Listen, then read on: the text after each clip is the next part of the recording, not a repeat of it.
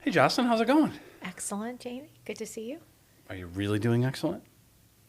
I am On this show, actually. we don't just say we're excellent. We actually All have to. right. No, I actually am.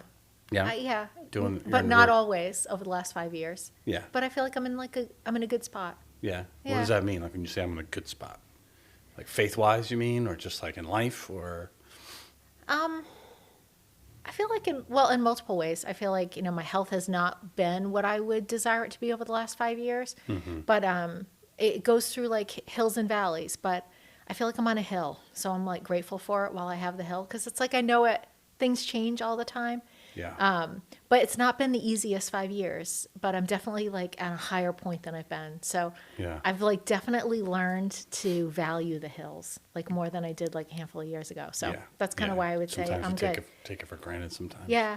And it's like I've really learned that it's a choice, like how you get up each day. And I just have different perspective than I did in the past. So, you know, not all circumstances like are always good, but I have to like choose each day to like view it that way. It's Is not there a way you always do easy. that? You just get up and I'm going to just view it this way, or is it part of your prayer life? You think, or how do you choose to do it? I think like I have to focus on blessings because I think Okay. sometimes I don't always feel as good, and I have to focus sometimes on like sometimes I have to just like count 10 blessings before like as I pray at night. So I have to choose to focus on blessings. Like there's this new song called like Counting My Yeah, Blessings. I like that song. Yeah, I Yeah, do too. yeah. But for me, I have to focus on blessings. So I guess I try to orientate myself that way. But I guess in all ways, it's just like it's a choice. I can't sometimes. For me, I struggled initially when I first got sick about looking back at what was, and feeling like sometimes things had been taken away from me. But it's almost like sometimes you just have to be like, this is my situation, and I just have to choose to focus forward. So Well, we'll in a second we'll backtrack to yeah, when you first got diagnosed with cancer, yeah, but right now, even whether it's hills or valleys, yeah. do, do you have moments where you're just like afraid? You're just like, maybe my cancer's back, or maybe I'm not well, and you're like, just whether it's tossing and turning at night, or do you ever have those moments? They happen a lot. Yeah. They do. Oh my gosh, I totally. So I have a kind of cancer that's like more rare, and there is no post-operative treatment for it. So lots of people who have cancer, particularly breast cancer, you can take like letrozole or tamoxifen, which are the most common types of post-operative treatments. But there is no treatment that holds down my cancer. And I basically just go to the doctors and they check in with me and they're like, "Oh, any aches and pains?" And the theory is if I have aches and pains, that's how they basically would discover if I had cancer again. So quite frankly, I'm 50 years old. It's a little I was unsettling. gonna Every say. day I get up and have aches and pains. So the problem is every time I have an ache and pain, like if you go to the doctors, right, they're like, "Yeah, you got a backache, you're old." Right. I go to the doctor and they're like, "Oh, we should do an MRI in your back just to make sure you don't have some kind of tumor in your back." But it's everything. It's like, "Oh, I feel like I stubbed my toe." Well, you should go to the doctors. Let's check out your toe. So it is, battling cancer is really a physical, mental, and spiritual battle.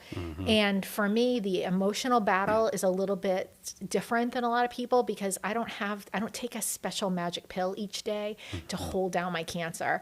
I just have to kind of live life forward and wait to see if something materializes. What I will say is the further I get out from the point I got diagnosed, every day the fear is less. And I'm so grateful for that. But it's almost like I walk around a little bit with a cloud over me, always wondering if like today the ache and pain will actually be something significant. But on a positive note, the great thing about my cancer is the further I get away from my diagnosis, the less likely it actually is to reoccur, which is very unusual because most breast cancers, the further you get away, the more likely it is to reoccur. Okay. So that's really good. But yeah, I feel like it's like I don't talk about it a lot, but I definitely always live with a margin of fear. And how does that take shape? Like when you feel that fear, say, like, when you're just by yourself, Yeah. what is it? What are you afraid of? And what does it cause you to? I mean, I am, it's not that I'm actually, afraid to die at all. My fear about getting cancer again has always been about my children. And I think that's not uncommon for No. people who have cancer. Um, it, the worst thing about having cancer for me was the day I told my children I had cancer. I will never forget it as long as I live. Second was telling my parents. It was so devastating to me. Poor Paul, he didn't make the list. That's like, doesn't sound really nice. But I felt really bad for Paul too, because I say to him sometimes, like, Paul was my high school sweetheart. I've been married like more than 30, almost 30 years. And I said to him, like, sometimes I'm like, I feel bad that the story turned out like this for you. Like, I never imagined that would happen. But it was really telling my children, right? Because they still have like so much like post-traumatic stress. Like I'll call them and be like, hey, there's something I need to tell you. And they will never have the reaction of an average person when they get that phone call. So that is what I'm afraid of, right? Of getting cancer again, is that I would actually have to tell my children that I have a reoccurrence. Not in any way that I would ever die from it, or right? Because what's the worst for me? I get to see Jesus. That's all going to work out. That's all good for me, right? Yeah. But that my children would have to relive that trauma, that my parents would bury their child, that Paul would it's not living without me, because Paul, like, he would be okay. It would be okay. It's that he would have to support my children through that. Like, I just don't want that for any of them. Yeah, of course. So I guess if I was afraid, it was going to be of that. But like I said, like, the Lord has made an amazing way for me. Like, when people ask me about being afraid, I would say that, like, I just can't get over, like, it's such a small fraction of the time, especially when I was like first got diagnosed and I was going through treatment, I would be and as I am now, so good the majority of the time. But it would be that 5% of the day in the middle of the night, right? Like, as it is with all anxiety and all fear, right? Like, in the middle of the night, I'd be like, oh my gosh. And it is when no one is there, right?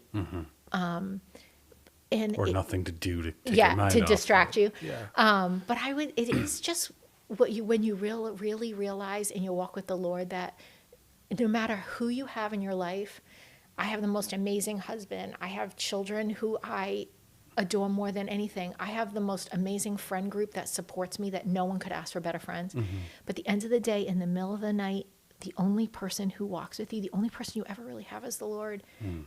No one, right? He will, in the middle of the night at 3 a.m. when everyone's sleeping, that's all the person you have.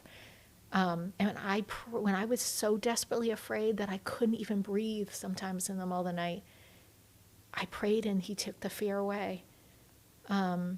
Is there ever any time where you feel bad about the fear? Oh my gosh, yes, Jane. I'm not strong enough. Oh my gosh, yeah, because we don't do each other favors as Christians. Like, people would say to me, oh, it's okay, because you just pray and that will go away. People would actually say that to me, and I would be like, wow. People are really well-intended, though. Can I just say, like, people mean well, right? They pray with you, and they're like, if you just pray harder, you won't be afraid. And, I run a support group, right, today, and I'm so close to so many people who have cancer, and I tell them, that's not true. You will be afraid a lot of times. Can the Lord take that fear away? Yeah, he totally can. Because I got to say, the Lord has done that for me. But when you have cancer, sometimes you end up feeling like you don't have enough faith. That was my thing a lot of times. I would be like, oh my gosh, I'm like Thomas. I'm a doubter. I don't have the faith that people tell me I should have, right? Because there are times I think I might die from this. And that must mean that I don't have enough faith.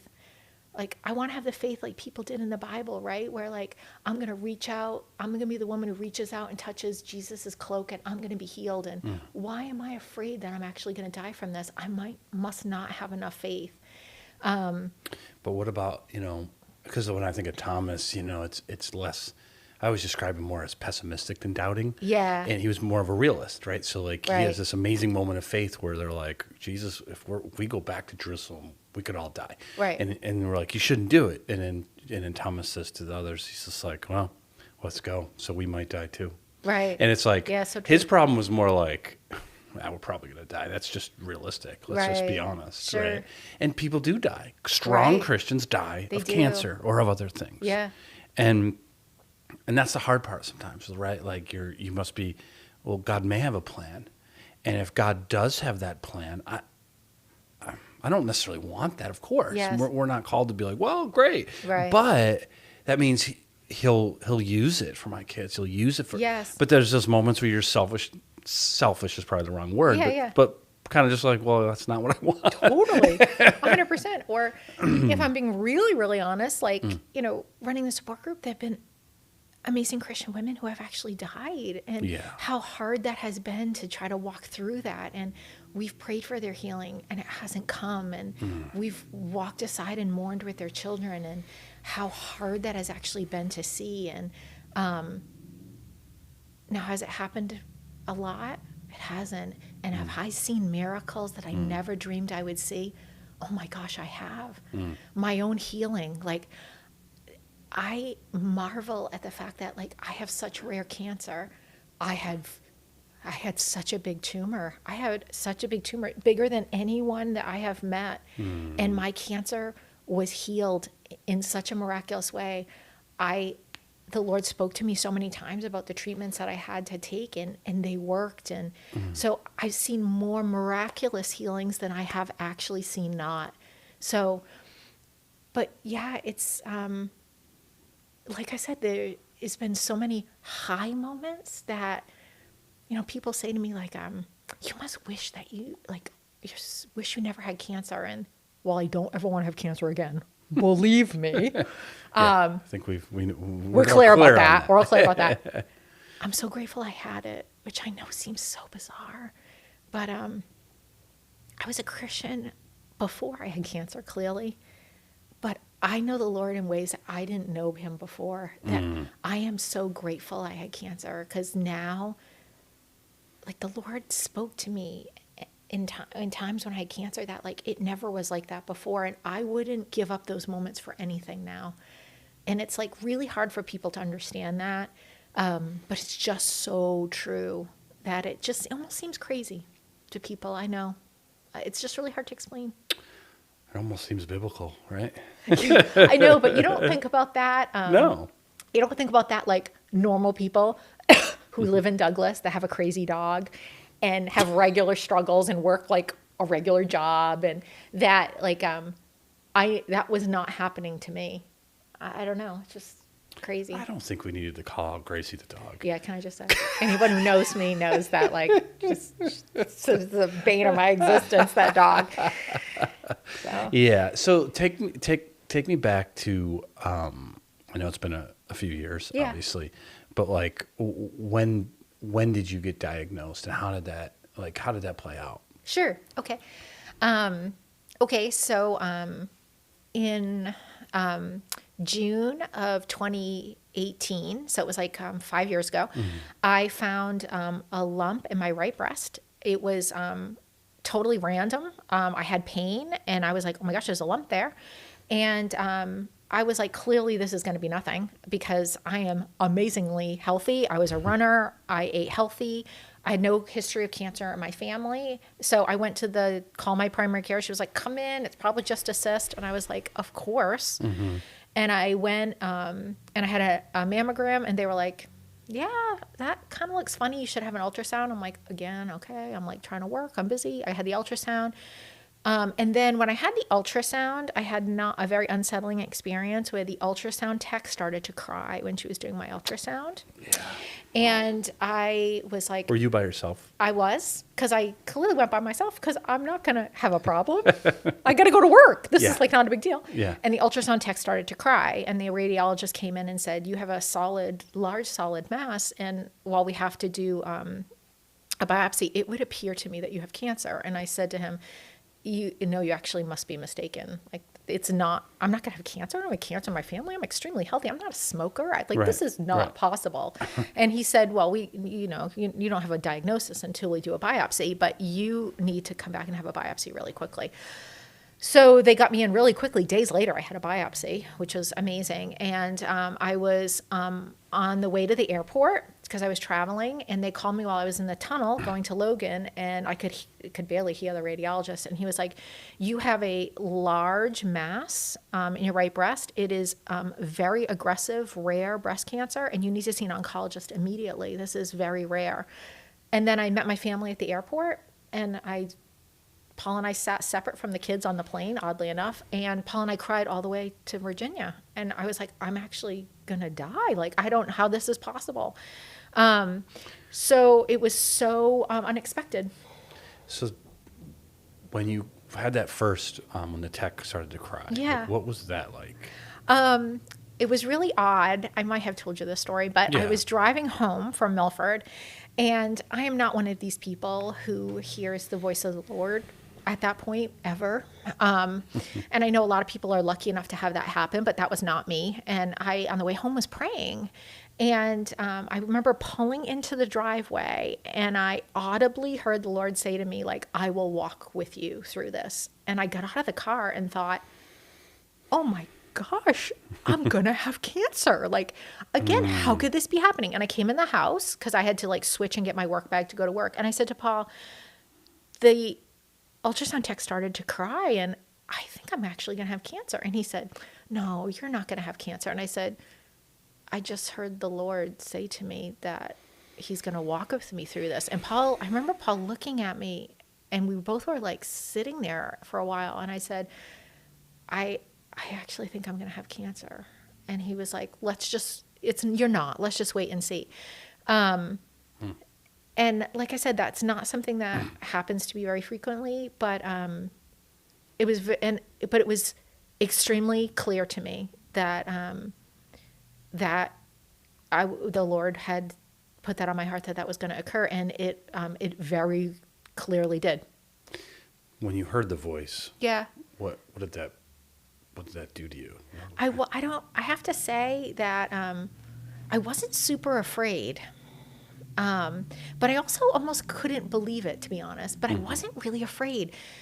But it took me a while to come to terms that I actually had cancer. I found out I had cancer. I was very fortunate that my brother-in-law, super long story, was doing like cancer research, and his best friend's wife was actually a breast oncology surgeon. So I flew to New York and saw her. And I remember even when Paul and I flew to New York and I went into her office, I was like, she was like, you have a giant cancer mass in your breast. And I was like, still, I think you guys must be confused. Like that really can't be happening. Yeah. So Yeah. it took me a while. And she was like, yeah, you definitely have cancer. And I kept saying to Well, her, it's I eat broccoli. I don't eat yodels. Why? And I finally said to her, why have I been eating healthy all this time and exercising? Like, why? I don't understand. How do healthy people get cancer? And she's like, healthy people get cancer. And I was like, all right. But it took me a while to come to terms with it. Well, it's almost like they call it the stages of grief. Like Yeah, a lot of them's 100%. denial, Yeah. You know? And then I got kind of angry about it, but never like angry at God. My whole thing always was that why should this happen to someone else? Like people are like, why me? And I was like, why not me? Right? It was never like, why me? I was like, more why me? Like I didn't eat the yodels. More like factually, why me? But never why me? Like someone else should deserve this. Cause I was like, I don't think anybody should have to go through this. So, and more like not angry, but like confused. But then I quickly progressed to fear, and I lived in fear for quite a while, but always on the inside and never on the outside. And that's kind of how I show up. You know me pretty well. That's how I show up as a person. Yeah. I don't, I'm always about not wanting other people to worry for me. And I had a really hard time with people praying for me also. So that was also kind of a challenge. So when you get the call on the way to the airport, you're meeting your family there to go to Virginia. Yeah. And so you're sitting in the plane talking to Paul. Yeah. Your kids still don't know. Right. And so what was that like? You were just kind of in denial, but not. Yeah. Conflicted. It was really bad. My best friend lives in Virginia, so we were flying to Virginia for her daughter's graduation, and the whole time was very surreal. Like our friends in Virginia, they knew, but all the kids didn't know, and it was a graduation party, and everyone was like celebrating, and but we were not. So Paul and I and Linda and Mike were not celebrating, and I remember at one point we were. Their pastor, who they're very close with, I remember like the pastor, his wife, the six of us were like, went into a room and like they prayed over me. But while all the kids were like out playing cornhole and like celebrating. So it was just a very surreal experience, I would say. But again, like just this whole like pretending something was not occurring. Did your kids and the other kids, your friends' kids, did they pick up? Never. They didn't? No.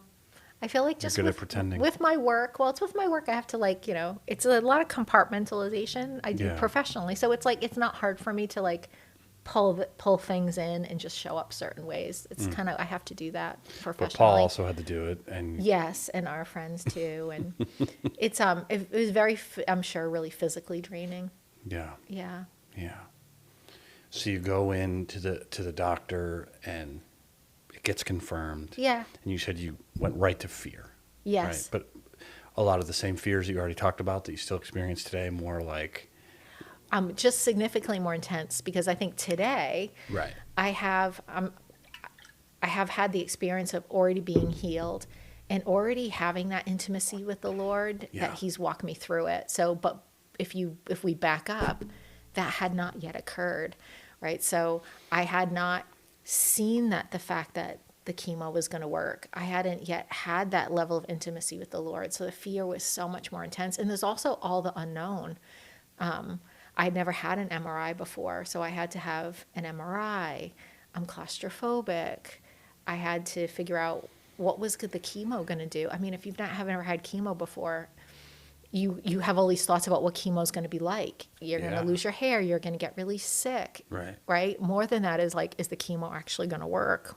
You have to take all of these chemos. Cancer is very complicated to understand. So you also have the intellectual portion of trying to keep up with everything that's being explained to you while you're very traumatized. That's what's really hard about cancer, is it's really hard to understand. And then you're also so confused, scared, and traumatized. You're like trying to listen to something very complex being explained to you while you're so paralyzed with fear that it's hard to listen. The person that's also with you is also traumatized incredibly as well. So it's hard. I remember having my first MRI and just praying the whole time.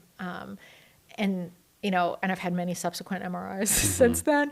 But I get you over claustrophobia. Huh? Yeah, totally. I mean, at this point, I'm like, I remember they were like, do you need some medicine to like get through the MRI? And I probably had some then. So at this point, I'm like, I could give myself an MRI. It's like no problem at all. But I can just like distinctly remember like just the MRI, and I remember the hotel I stayed in, and I went back to stay in that hotel like many times after that, and just so many hard things about that time. Was it weird when you talk to a doctor who deals with it all the time? No matter how empathetic they are, it's still business to them. Yeah. It's your life, and you're glad that they're experts, but is that like just kind of strange when you're going through that? It's a good question.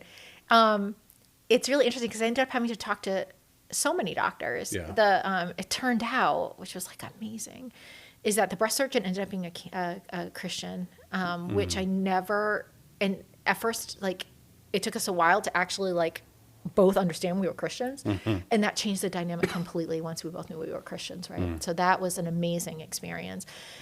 My oncologist at Dana-Farber, that was a hard relationship. We did not connect as well, and over time, I ended up going to a different oncologist.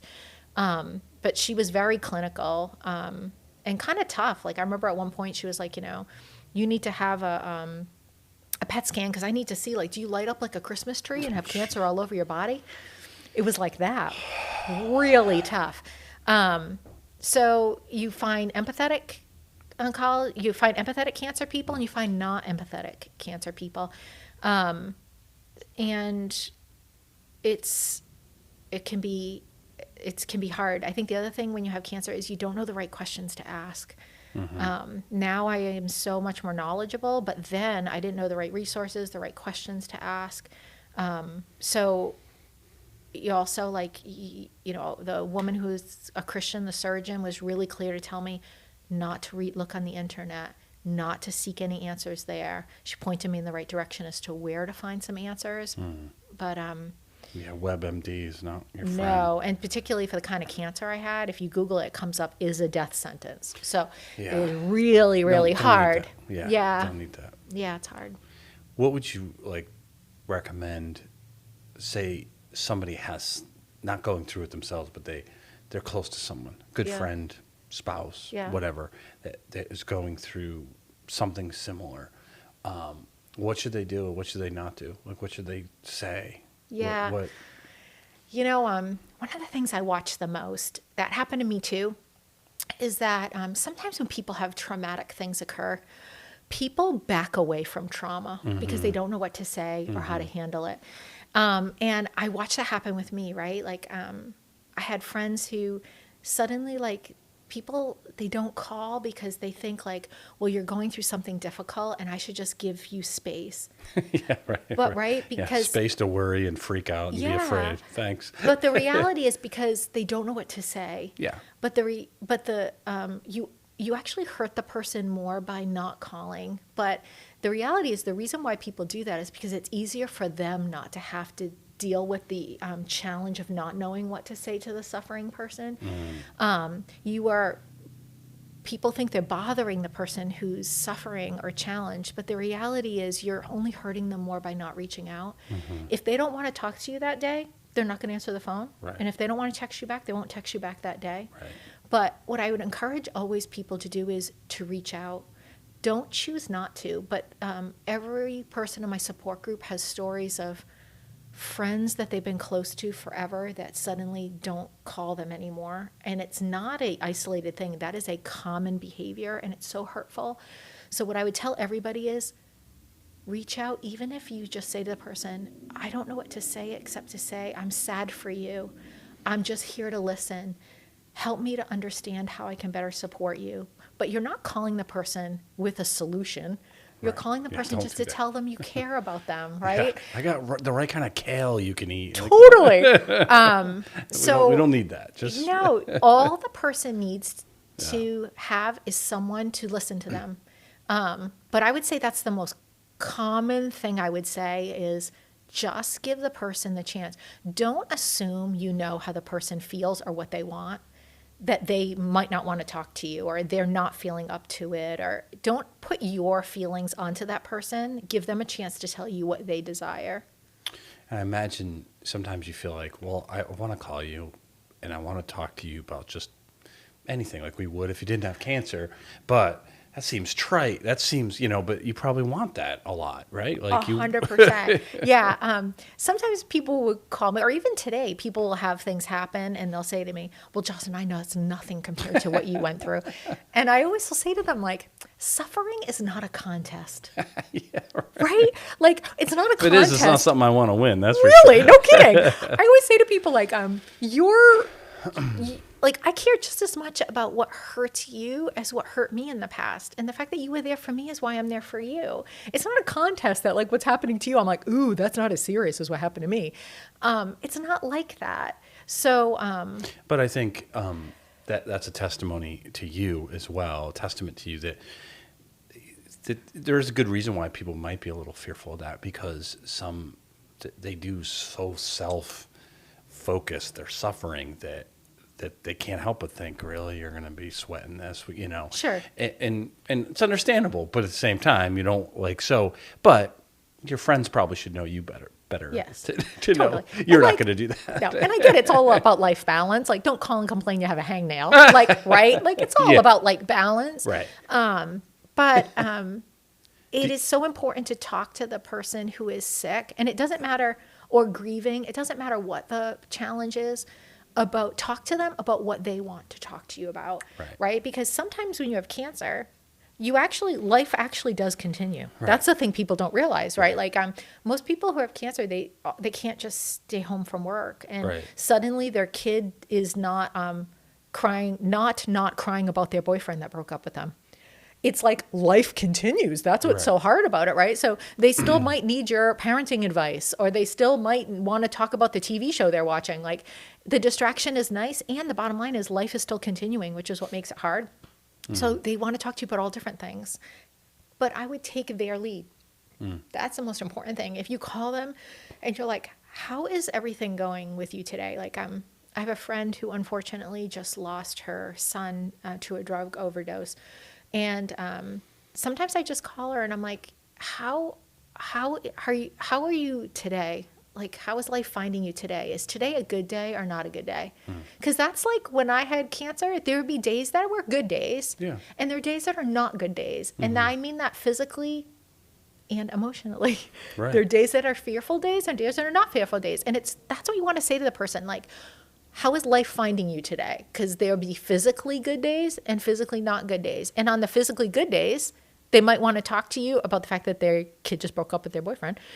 But on the physically not good days, they might be like, could you just go get me a smoothie? Because or can you just, maybe they need you to make their family dinner that day because they're not up to doing it. So it's like, take the cues from the person. Yeah. And the interesting thing is you won't find this surprising because you've literally just brought up a whole different issue that is the same, that a friend who lost her son. Yeah. That's not cancer, right? But you equated it, right? And because I found the conversations I've had with people of all different struggle, right? Loss, sickness or divorce, things like that. They've all pretty much brought up some variation of that exact thing, is that the best thing you can do is just be there. Yes. And take your cues. That's really great advice, obviously. But in the end, be there. Right. And listen. And that's what the taking the cues is. Like, oh, they seem upset, and maybe I'll just be quiet and just be there for them. Yeah. Or talk if they want to talk about it. We talk. If they seem like they don't just like, hey, you're not really doing well. You need to no, they need you to just talk about the TV show. Yes, definitely. And just show up, but don't disappear. Do you think, not just from yourself, but some of your support group friends and people that you've walked with through this? Do you think in the Christian realm there's an added layer of disappearing because it rocks people's own faith? Oh, that's interesting. I'm not saying we're judging anyone specifically. No. I think there's disappearance in both places because I think people struggle with emotion and suffering. I think the world struggles with suffering. I think Christians struggle with suffering of the faithful as a topic, right? So struggling of of God's faithful is a painful topic for Christians. And I think that's why you see the Christian struggle with someone who's sick or has trauma, because they can't rectify that in their mind and they don't know how to handle it. Right. I mean, you I'm sure have bountiful wisdom around this topic, way more than I do, but that would be kind of what I feel like sometimes is the struggle. And then, but I feel like you see people who aren't Christians struggling as well with the whole, not knowing what to say or how to handle it. So I feel like that behavior I've witnessed in both cases, and I feel like the opportunity exists on both sides. Maybe the challenge is different. If you don't have a worldview of eternal life, then it challenges the fact that, wait, we could die, and we could die at 50, not just at 98. And what happens then? Whereas the Christian shouldn't have that issue, but they have more the issue of why would God allow that to happen? Or did I not have enough faith? And I think that's what might be behind that question. Well, or not even question, but that suggestion to you. If you just have enough faith, you're going to be okay. That you mentioned earlier, that I think it's what's behind that is, well, I have enough faith. Yes. And it's like, ooh, Right. do you? Yeah. You don't really know Right. until you're there. And it's like, Totally. well, that's why I'm not.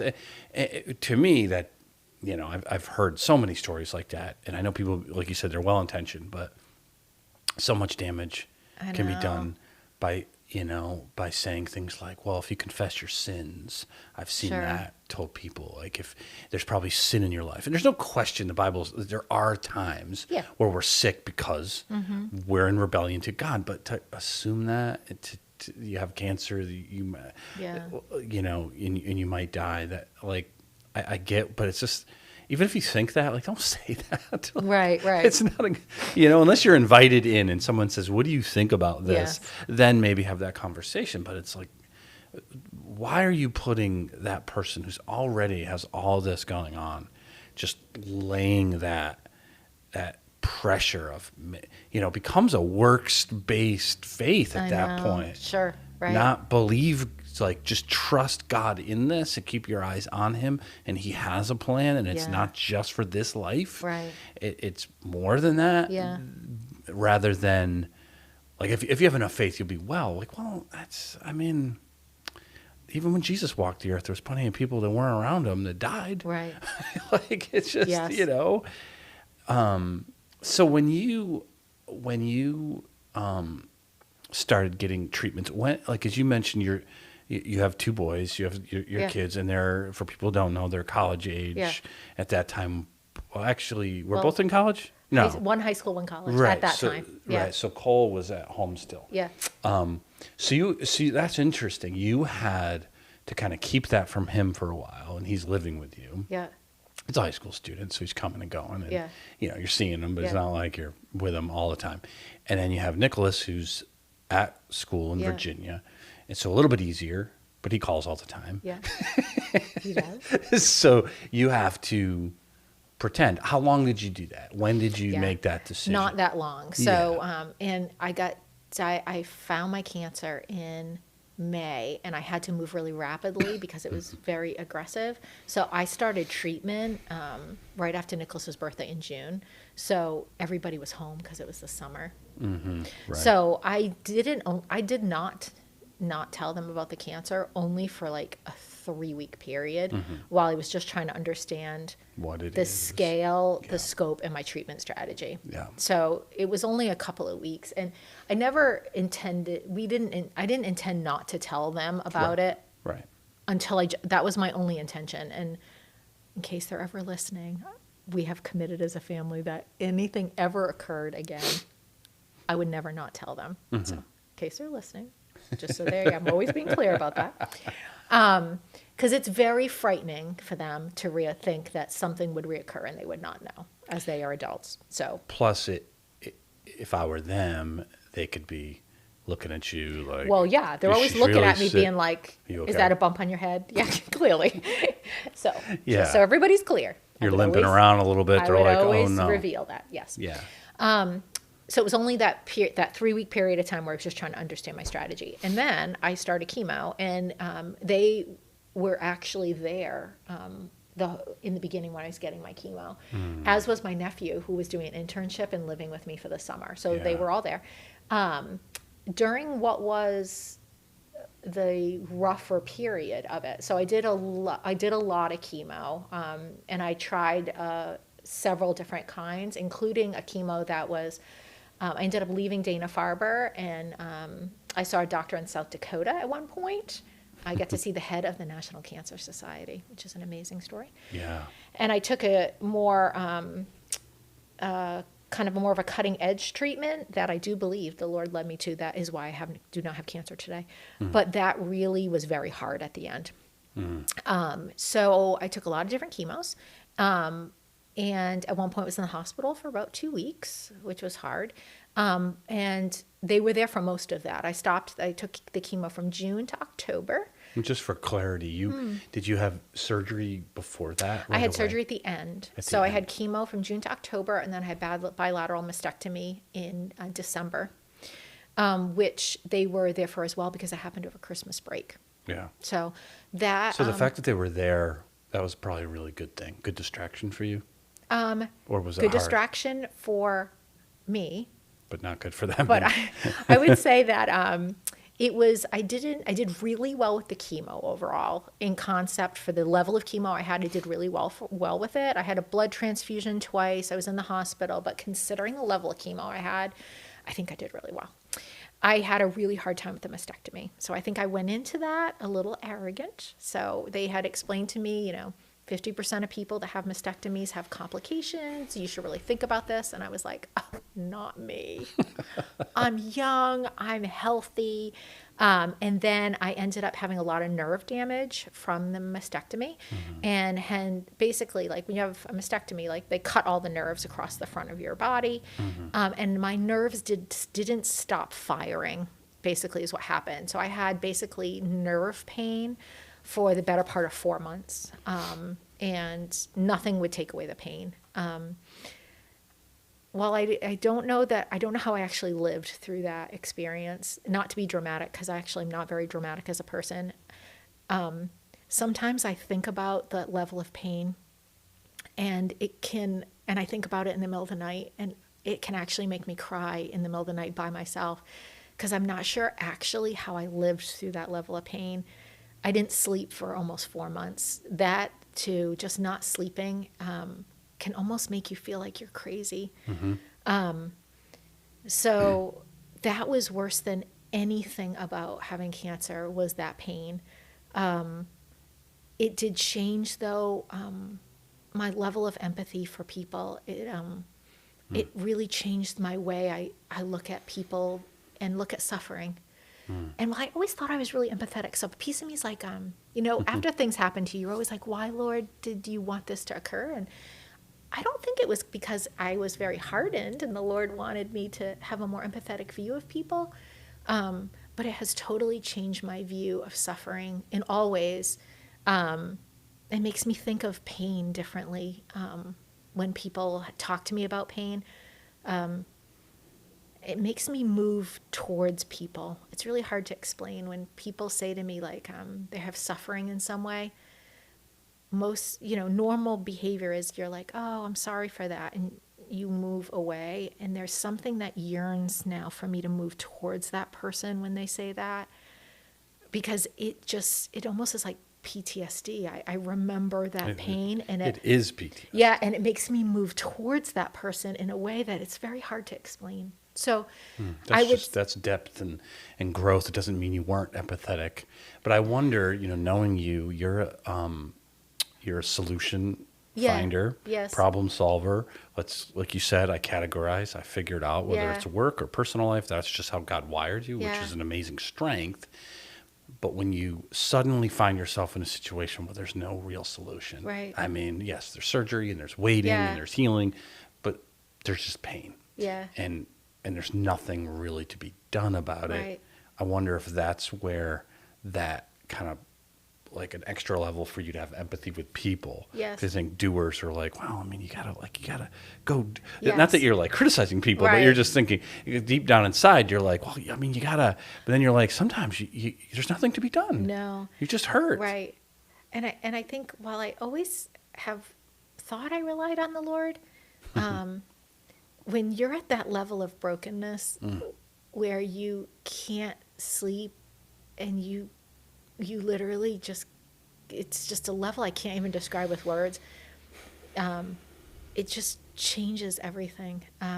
What was it like because I'm trying to remember, I know you took some time off, but what was your work situation at that time?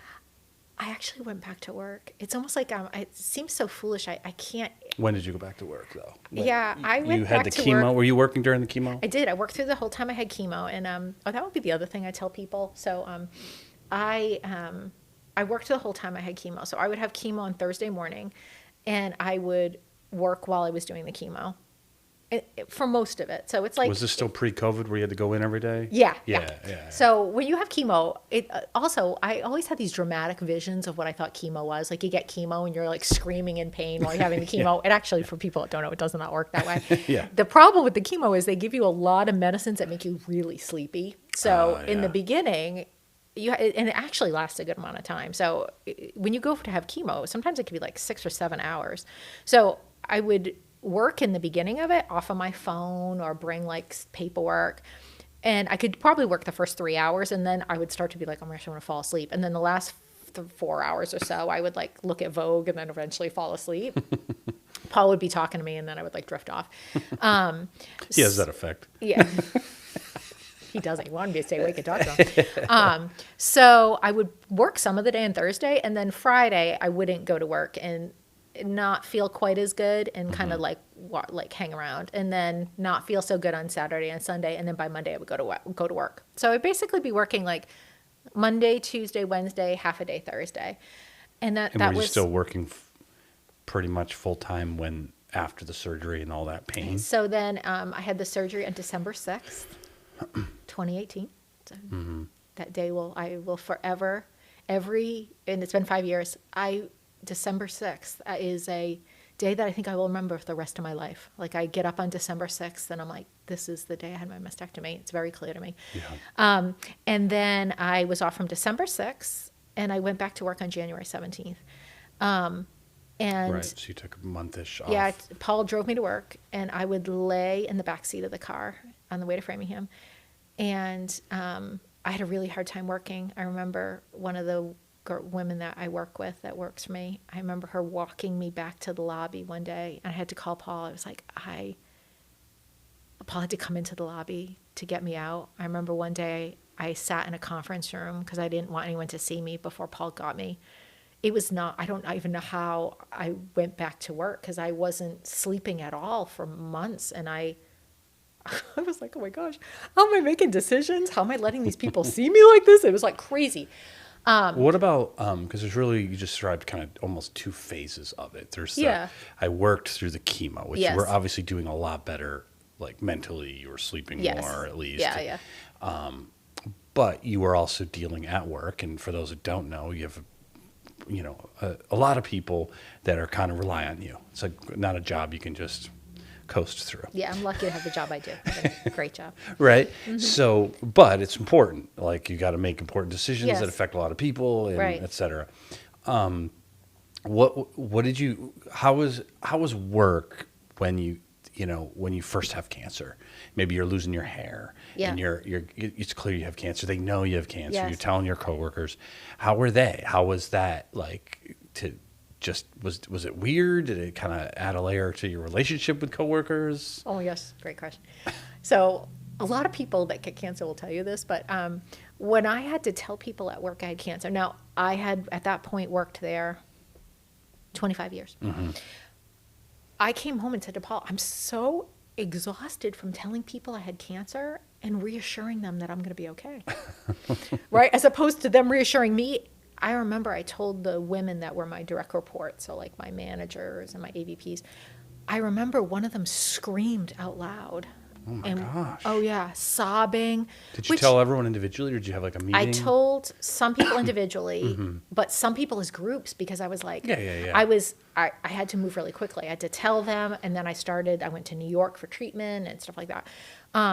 And I was like, oh my gosh, how blessed am I that people care this much about me? I mean, that was really nice. Yeah. But it was so, and people will tell you this, it was so emotionally tasking because you end up switching roles where you're comforting them. Like, no, it's okay. I'm not going to die.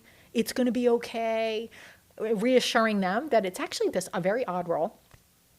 What I would say, which was so amazing. I work for a wonderful company, I do want to say before I tell the story.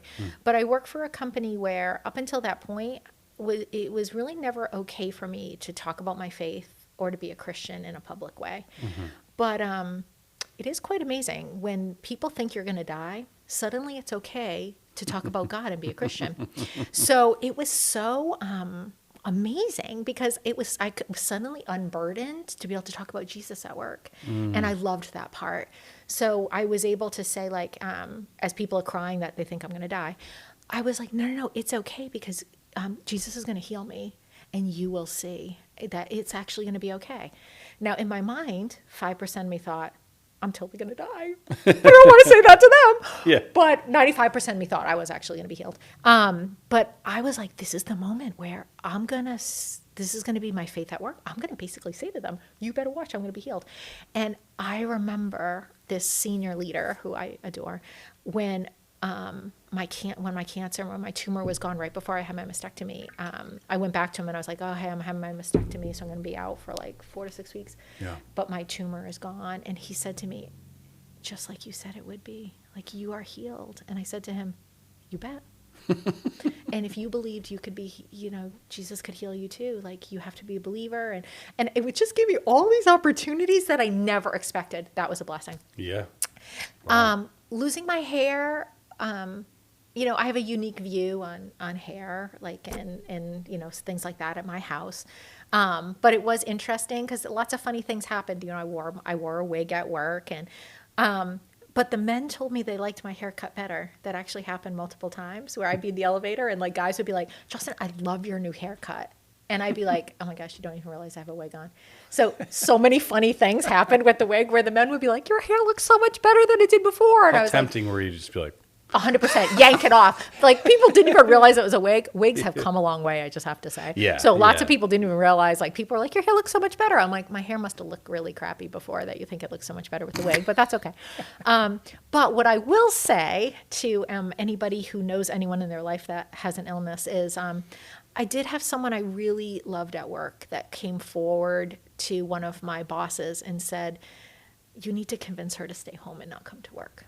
She's working really hard, and it's hard for me to see her be sick, come to work.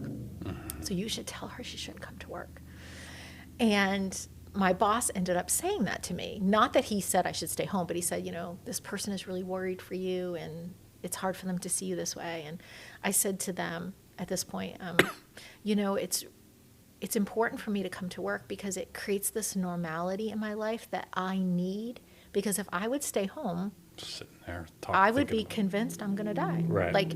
And what I would say to people if they know someone who's really sick is, don't dictate to the person what you think their life should be or what they need to do and how they need to change their life. Because if you force someone to change their life and dictate that to them, that change of their normal routine is actually not good from a mental health perspective.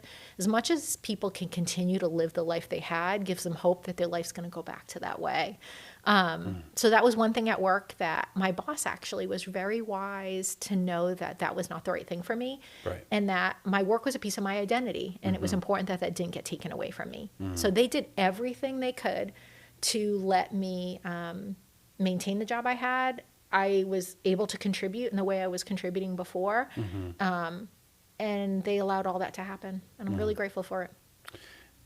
Yeah, it's funny. It wasn't that long ago, but everything before COVID, like now people are like, why couldn't you just work from home? This and that. Which you did a little bit, obviously, as you shared, but it just wasn't a thing. It wasn't like that then. Not for your job. I mean, there were some jobs, obviously, that were remote, but now it's like everyone sort of learned that flexibility, and it's just like kind of, the way the world works. I know. But then you were in so much pain that you're hiding in conference rooms, you're laying in the backseat of cars. Like, what was that like? I'm pretty horrible. Well, I mean, the whole thing, but I mean, horrible. at work, like specifically at work, did your coworkers know then? You tried hard to hide it? Yeah. Only like the handful of people, like 4 or 5 that really were very close to me at work actually knew that I was really struggling to that degree. And then I just slowly moved past that time frame. And as the months moved on, things got easier and easier. And it just got easier and easier. But and I think and I look back now and think, should I have revealed more about where I was at than what I did then? The world's a different place today post-COVID than it was then, right? Our world is more about, sharing your personal struggle, telling your personal story, talking about your mental and physical health more publicly. It's hard not for you, but like for people to remember like where our world was actually pre-COVID from a professional perspective, but it wasn't again, it's not about my company, it's just about the world, who we're not in that place. Yeah. And I look back and think, like, was it a pride issue why I wouldn't do that? And I've had to pray a lot about, like, sometimes I'm like, was it pride? Or I have this thing about putting burdens on others. Yeah. And the Lord did talk to me over that time frame about, like, while you might interpret it as a burden on others, you need to recognize that maybe it is a pride thing. So it was actually in a lot of different ways, right? It was a growth for me to realize, like, I didn't want to ask people to pray for me because I felt like there were a lot of other people who had bigger problems than I did. And that was, like, for me about, like, not distracting other people. I don't want the attention on me. But then I was like, maybe it is that I'm too proud and I need to ask people to pray for me. So, it was a growth for me. Yeah. Yeah, I think I always tell people who are in not just in that case, but like maybe in a case where they need help with something. Yeah. And they don't want to accept it. They don't want to accept financial help. Or, I mean, you're a deacon in the church, so you've seen that too. Yeah.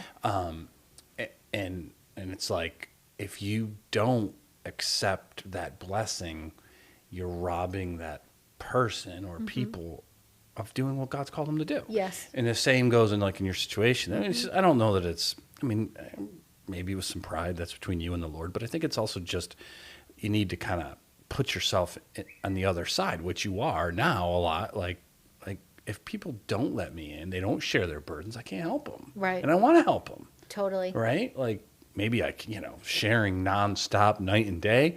Okay. A little much. Yeah.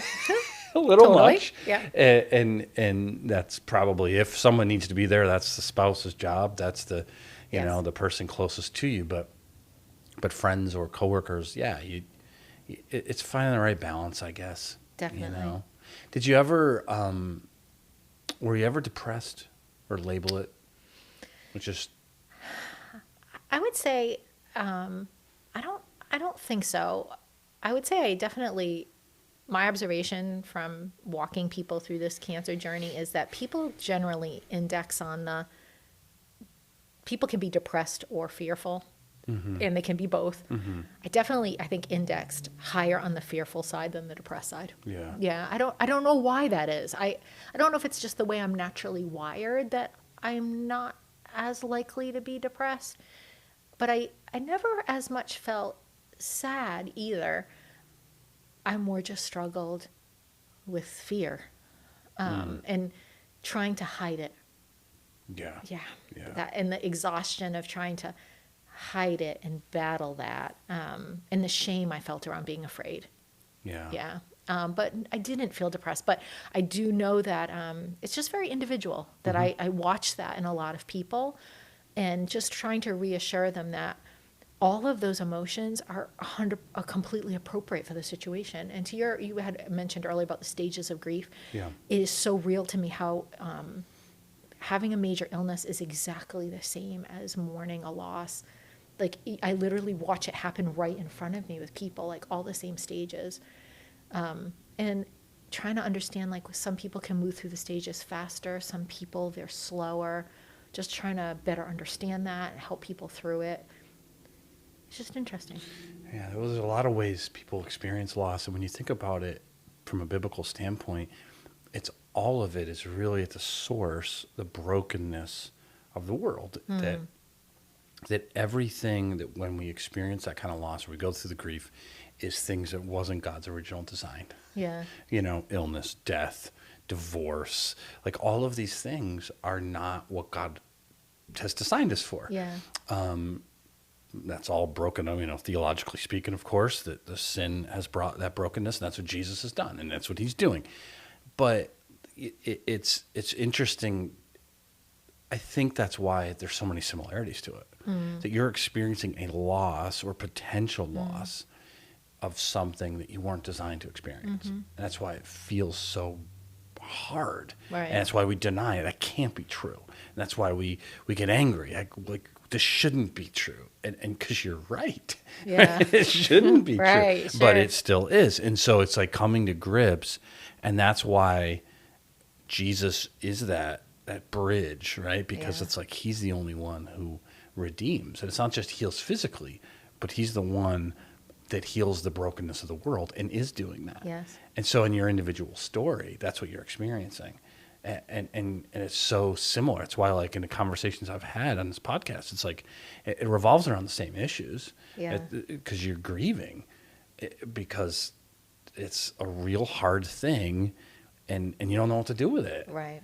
And it's hard, and it's like, and that's one of my goals, is, as we've already talked about, it's like we should hear these stories because it's okay to not be okay. Yes. Right? Sure.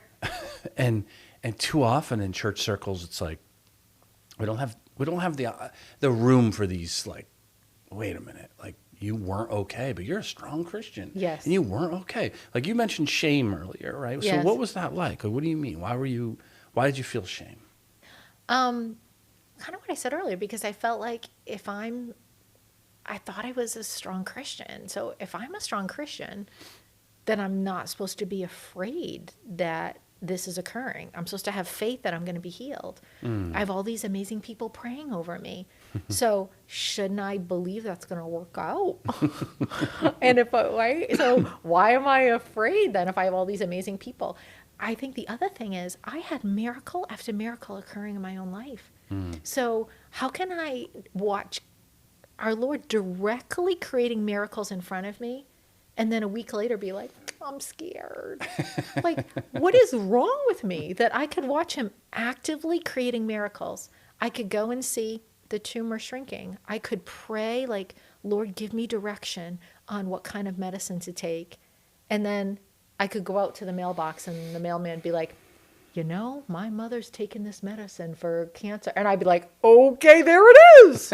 So how could all of these miracles be directly happening to me? Clearly the Lord is ever present. Yet why would I still be afraid? It must be because I don't have faith. Like, how? I'm like a sham. I thought I had this faith. I call myself a Christian. Like, what is actually happening here? Like, I must not be.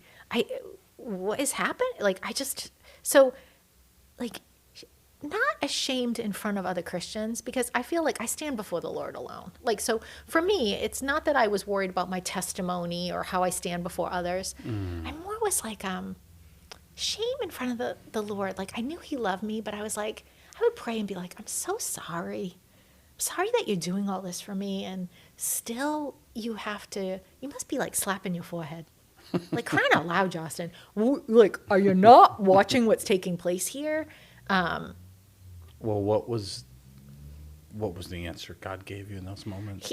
Always, like, the same answer you'd give your own child, right? Patience, grace, forgiveness, miracle after miracle. Yeah, sometimes, like, you bring up your own child, and sometimes, like, you just need a hug. Right. You just need to not say anything and just let your dad or your mom hug you. Or right. You have your own little kids, and it's like, that's what God does in those moments. Yes. Like you're okay. Like, I'm big enough, God. And I think we're saying this for anyone who might really experience that shame. Right. It's okay. Totally. It's normal. Yes. To feel it, and God's not slapping his head. Yeah, but, like, that's the way you feel. Of course. You're like, oh my gosh, like, come on. He slaps his head when you constantly keep sinning. Maybe once in a while, stop sinning. Right. I love you, but stop it. But when you're really experiencing that, like, it's normal to fear that. Yeah. I also think it's because it's a struggle. Like, I've had this question before that I've talked to the Lord about, and it's like, if heaven is so great, like you mentioned before, what do I really have to fear? Why shouldn't we want to die? Yeah. Right? Yeah. But clearly we don't, and clearly we're not supposed to. Right. That's just biblically, that's not how God wants us to live. Yeah. He wants us to live in view of that, but right. not to cause that, right? Yeah. And so I think that tension is maybe why we get that way. We feel like, well, I don't want to die. What if it's God's will and I trust him, but I don't want, like, that's sort of the tension of living for eternity. But God did put it in this to want to live and see my kids get married and see and God wants us to want those things. So if we have those taken away, it makes sense that he might be understanding that we we'd struggle with that, or struggle with, you know, feeling that fear that we're not going to. Yeah. Because that's what I always say. I don't doubt God's plan. I just worry that it's not my plan. Yeah, right. I know. You know, because Right. I don't want to experience the loss that plan, even though it's better. I know it's better, Yeah. but that still really stinks if I can't get this or can't get that. And, I know. you know, so that's just, I think shame's a very normal experience. Yeah. You know? So as you, when were you considered like no more cancer? Like when was that? And what was that Cancer's a tricky thing because it's so Yeah. different than it was years ago, where like there's no, unfortunately for all of us folks that have had cancer, there's no like you're in remission anymore. Yeah. They basically do this definition of like you are cancer free, Mm-hmm. but there's no more you get a red balloon and you're all like set anymore. So it doesn't really work that way anymore. Yeah. What I will say is, which is great for me personally, is that the kind of cancer I have is most likely to reoccur in 1 to 3 years, less likely to occur in 3 to 5, and very rare to occur after 5 years. So when I hit the 5-year mark, which was this past December, when I went to the oncologist, he was like, "You're over 5 years." And I was like, "I am." And he said, "All right, you only come back once a year now, and you should be good to go." And I was like, "'Cause I'm in remission?" And he's like, "You're never in remission." And I was like, "Okay." But he's like, "You are very unlikely to ever get cancer again." And I was like, "All right, that's the best I'm getting out of you." So what's the definition of remission then? I guess Just a I don't- bad word that we I shouldn't don't use. think they don't use that with cancer patients today. I don't, because it indicates too much hope. It's like awful to say. I don't know. Because he says on one hand you're not in remission, but on the other hand your cancer may not come back, so that means you Yes. don't have it. Well, I think at the point that I had my mastectomy, I had no cancer. Yeah. Yeah, because I did not have a metastasis, so I had no travel. I had nothing in my You lymph weren't nodes. lighting up like a Christmas tree. Evidently not. So I had it's called the pathologically clear response. So I had no cancer evident in my body at the point that I had the mastectomy. And although it was a very difficult experience, I don't look back, because in case anyone's listening to this, and many people debate having a mastectomy or a lumpectomy. Yep. I don't regret having the mastectomy, even though I had a bad experience. It did decrease my anxiety. So that's the other thing. Because of the cancer I had, choosing the mastectomy made it less likely for my cancer to occur, since Yeah. I had no post-operative strategies. So it was all For you, it was very the red well wolf. weighed out Yeah. for the type of cancer I had. So my prognosis is excellent because of the type of chemo I did, which was really aggressive. I had residual damage to my body. So I do have challenges as I live forward with, I have a lot of vertigo.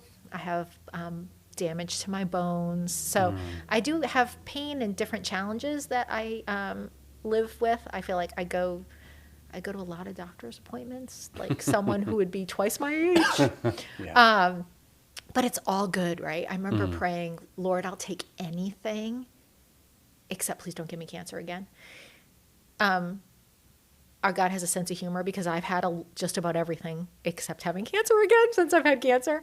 But it's all good. I feel like I have the strength to confront that.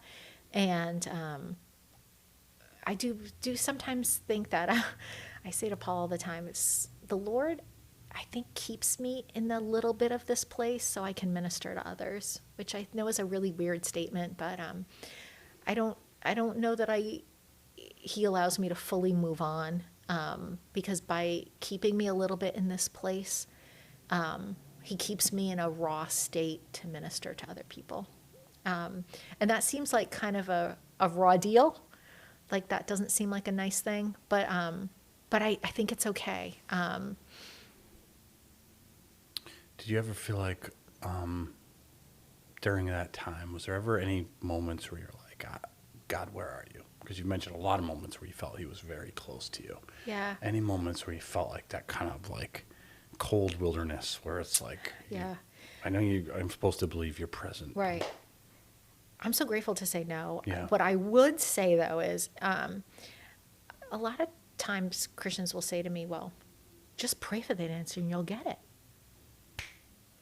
And what I will say is, for me, it didn't always work that way. I had to pray for a lot of different answers. Do I have a lumpectomy or a mastectomy? Do I take this drug or this drug? Do I move from this oncologist to this oncologist? And I would be praying intently. I would, Paul would, all our friends would. And the answer wouldn't come like 5 minutes after.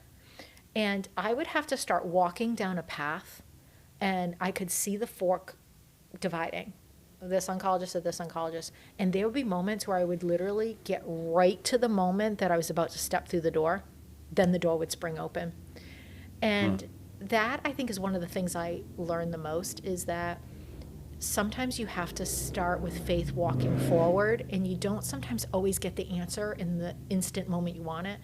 And you do have to have courage to step forward. You know, you have to seek wise counsel. You have to pray. You have to use the resources the Lord gave you, and you have to step forward, and you can't always just be waiting. But in every situation, the moment before I had to know the answer did actually come on the serious things, and there were a lot of serious things. But it didn't come in my timing. I was like, I'm a planner. I have a spreadsheet and a flow chart for everything. And in the moments where I was building the spreadsheet, I was like, Lord, I'd like to know this tomorrow morning at 9 because I need to get a flight. I need to plan this out. God's like, I'm not your employee, Justin. Totally. And some of I'm making a joke, right? No, I know, some of I these know. things were quite serious, Yeah, actually. of And I course. was like, I really actually need to know what medicine I'm supposed to take. But the moment before I actually needed to know, he told me. And in some ways, it was like sometimes the craziest things would happen. Like I would have lunch with a colleague at work, and we would talk about business things, and they'd be like, at the end, like, how are you doing? And I'm like, oh, I'm doing well. And, you know, I'm just trying to figure out what my next step would be. And I'm looking for an oncologist. And they'd be like, my cousin's brother's neighbor's sister is an oncologist at this hospital, and they're an expert in this. And I'd be like, oh my gosh, that's one of the two people I'm entertaining. So it would be like, literally, the Lord would be like, through the most random moments, be like, yep, that's a person. See, I just told you. And then 2 days later, the same thing would occur. It's just be in prayer and be listening. So he didn't always answer your prayers, like you said, when you wanted them, but it was like It came. Yeah. So what do you think? I mean, you don't know, you're not God, but what do you think he was doing in that? I think, well, it's like, I'm assuming it's like, you know, we all as Christians, sometimes we want yes or no, and sometimes the answer is not now. And I think for me, right, I'm a planner, and I would like yes or no, because I'm building my master strategy, and although I think I want God to be in control, the reality is I'm trying to be in control if I'm building the spreadsheet, right? And it was wearing me down as a Christian to show me that he would provide if I trusted his timing. So I obviously don't have the mind of the Lord, but I'm assuming because he continued to illustrate that he would deliver for me in the right moment, that's just an illustration of how I need to trust more, and take my hands off the wheel. Like it's like seems so trite. Jesus, take the wheel.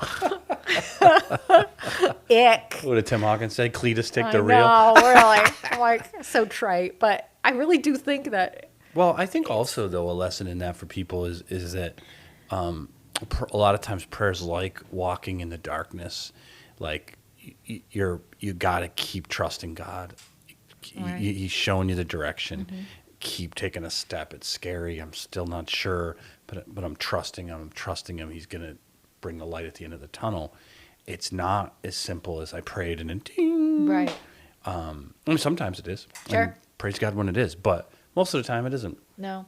And most of the time it's prayer is just more and more conversation with God and relying on God and asking God for wisdom, and he knows that what you need and how much you need it. And like a 2-year-old, you know, like Totally. we know we lead them hopefully in the right way that they can handle it. You know, we don't Right. throw them on a motorcycle and say, go for it, you know? And so you don't give up, I guess is the Yeah. lesson. Just keep going.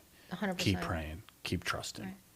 And that's easier said than done. Totally. And pray with boldness. I'm all about it. But I would be like praying and be like, could you just set the bush Yeah. on fire in the front yard? Make it so evident to me because I'm stupid that exactly what I'm supposed to do.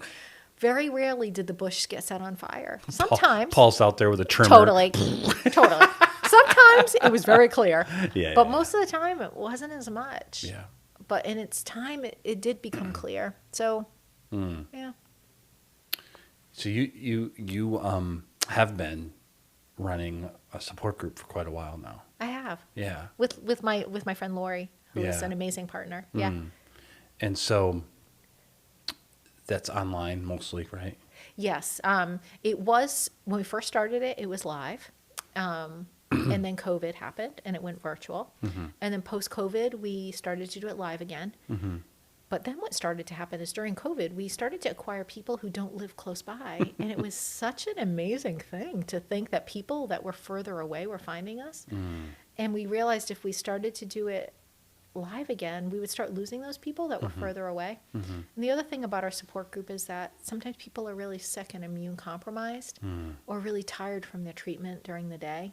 So if we have it live, they won't always come because they're too sick. So this way they can lay in it bed. kind of and honestly the group has moved from, in the beginning it started as all women. In the center period it was guys and girls mixed, and now we're back to all women, but not that it exclusively was ever planned or designed to be. It's kind of whoever finds us. People of all different kinds of cancer, all different spots in life, different ages. I would say less cancer occurs sometimes less in people who are very young. So I would say Yeah. most of the group is like 40s and to 60s. But there was a period during COVID where one of the young nurses that worked with my mom, who was in her 20s, got cancer. So she came. She was in Florida. She connected with us virtually. So we definitely have had people who've been younger too. Well, what led you to do that? Okay, it's a really funny story. So Lori and I have been friends for a long time, and when we were at our old church, we ran outreach ministries together. So we've done a lot of ministry work together. And Lori's an amazing prayer warrior and a really good friend of mine. And when I was sick, she said, someday I think maybe we'll run a support group where people have cancer. And I said to her, I'm never running a support group where people have cancer. When I'm done having cancer, I don't ever want to talk about having cancer again. I don't want to keep reliving this experience with other people. Yeah. I will never do that. But when I had cancer, I had actually come to you and said, I would love to find a cancer support group for Christians. And we had a really hard time finding one. There was one that was really far away that you helped me find. That was actually in North Kingston, Rhode Island. But I was too sick to go that far. Yeah. It was at night and I was working and it was really, really far. Yeah. But there wasn't a lot of local support groups that were Christian. I did go to the one at Dana-Farber, but it definitely wasn't the right fit for me as a Christian. Yeah. Again, it might be the right, it's not Right. that it's not the right it's fit bad for a and- Christian. exactly. But for me, For you. it did not, it was a lot, it was very focused on symptoms, medical treatments, and general spirituality. Yeah. And as a person, that just kind of bugged me, if I'm being honest. They were like, hold this rock. It will, for real, that actually happened at one of the meetings. I Hold believe this it. rock and Yeah. it'll give you energy. And I came home and said to Paul, I was so irritated by that, I didn't even know what to do. I just invited Satan into my life. I know, I was like, I'm not holding the rock. It's giving me no energy. So I really felt like I needed that. And you might, if you are not familiar or have never attended a support group, people are like, well, why did you need that? You had all these amazing Christian friends. You had such a great family.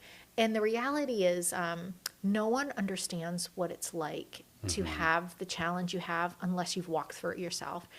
And the beauty of a support group is you are able to truly talk about your darkest fears without putting the burden on the people you love. And for me especially, because I had already said to you, that was one of my big things about not wanting to burden others.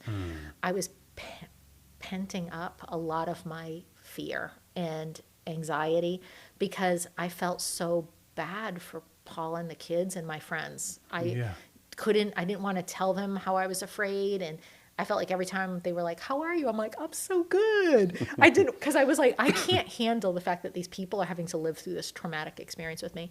But when you're in a support group, everybody knows how you feel. We talk about how our kids are doing and how our spouse is so sad and the fact that they have friends that aren't calling them back anymore and how painful that is. And the fact that their coworkers, they go into the bathroom and they bend over and their wig falls off and their coworkers freak out. And we talk about all these funny things that happen. And, and no one understands shared experiences. No one understands what that's like. And it's true of all different types of challenges. Then why do you think, I'm sure you've thought about this many times, why is there so few specifically for cancer when it's such a common thing? Well, I think it's a struggle in New England because there's not a lot of Christians here. I think that's in general, right? Yeah. There are a lot of cancer support groups. Just so like Dana-Farber, and for people who aren't saved, Dana-Farber runs an amazing network. Like Dana-Farber provides a ton of support for people who have cancer. I mean, a really amazing program of all different types of support. The linchpin for me was making Jesus the center of the fear and suffering. Like that's what I needed. I needed to link like, I'm afraid, but this is where my hope is, right? And bringing together the people of God to talk it through. That's what, and I couldn't find that. And that's what the goal was. And it was interesting because then I started to get a little bit better. And Lori says that to me one day, like, hey, can I ask you again? And I was like, all right, well, maybe. So I ended up having a conversation with Pastor Bob Howard. He called me one day and he was like, there are 2 women in my church who have cancer. This was before the support group. 2 women in my church who have cancer. They're really sick. Would you be willing to talk to them? And I was like, of course. Yeah, of course. So I got together with them for like coffee and just talked to them. This was before the support group. And I was like, oh my gosh.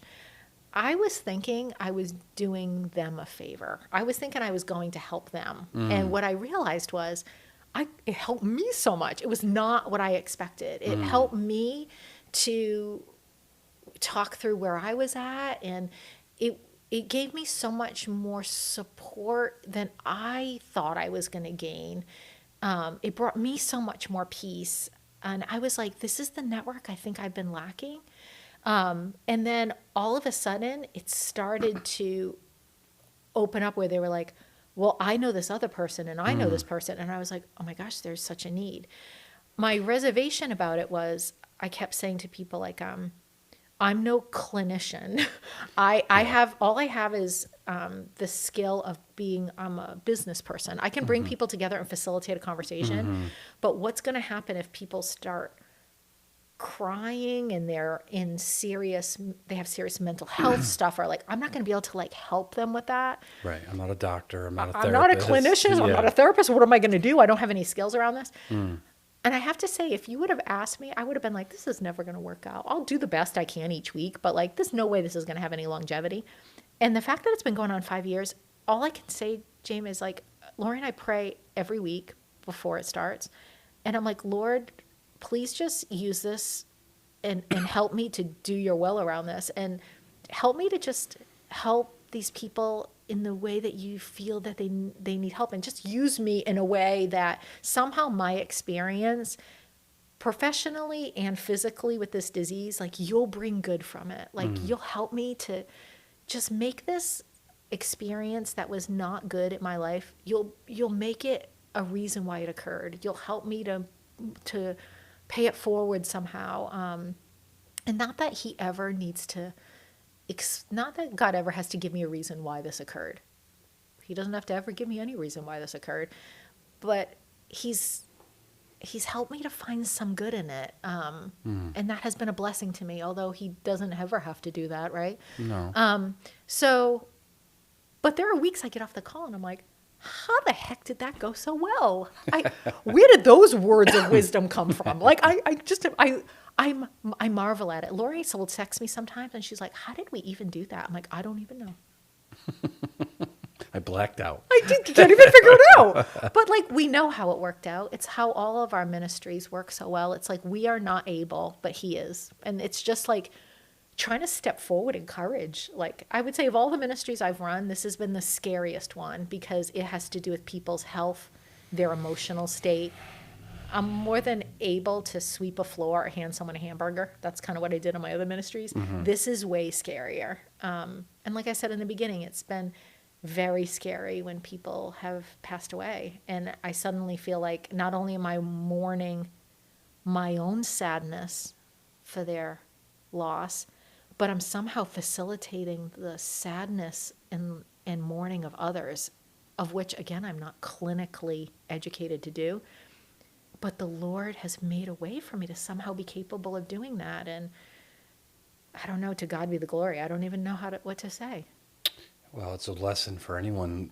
We all have had experiences that shared experiences that maybe others haven't. Grief, loss, addiction, cancer, or another sickness, or, a parent who's got to live with you because they're, end of life, all those complications and hard things in life that you and I can empathize, but maybe we haven't been through.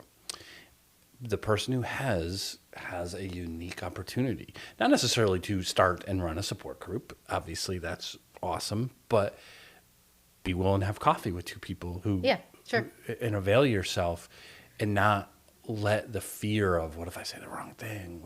Right. And it sounds like that's what you did. You just said you continued that trust walk that you described earlier, except now with this. Like, God, I don't know what you're going to do. Right.